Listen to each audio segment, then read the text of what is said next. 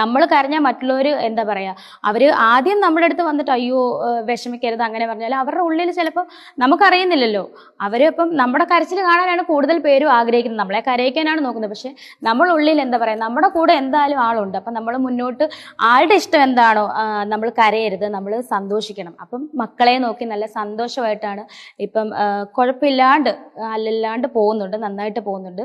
എന്നെപ്പോലെ വിഷമം അനുഭവിക്കുന്ന ഒരുപാട് പേരുണ്ടാകും, എനിക്കത് നന്നായിട്ട് അറിയാം.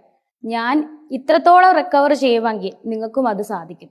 കാരണം നമ്മൾ മക്കളുള്ളവരും നമ്മുടെ മക്കൾക്ക് വേണ്ടി ജീവിക്കുക, അതേപോലെ ജോലി കാര്യങ്ങൾ മറ്റു കാര്യങ്ങൾക്കൊക്കെ എന്താ പറയുക ഇൻവോൾവ് ആകുക. നമ്മളെപ്പോഴും സങ്കടപ്പെട്ടിരുന്നിട്ട് അല്ലെങ്കിൽ ഹസ്ബൻഡിനെ പറ്റി ആലോചിക്കരുതെന്നല്ല ഞാൻ പറയുന്നത്, എപ്പോഴും കരഞ്ഞിരുന്നാൽ നമ്മുടെ മക്കൾക്കും അത് നെഗറ്റീവായിരിക്കും. അതുപോലെ നമ്മുടെ ഫാമിലിക്കും അത് നെഗറ്റീവായിരിക്കും. അപ്പം എനിക്ക് നിങ്ങളുടെ അടുത്ത് ഇതേ പറയാനുള്ളൂ, നിങ്ങൾ ജീവിച്ച് കാണിച്ചു കൊടുക്കണം. ഈ സമൂഹത്തിന് മുന്നിൽ ഞാൻ ജീവിക്കുന്നില്ലേ, അതുപോലെ നിങ്ങൾ ജീവിച്ച്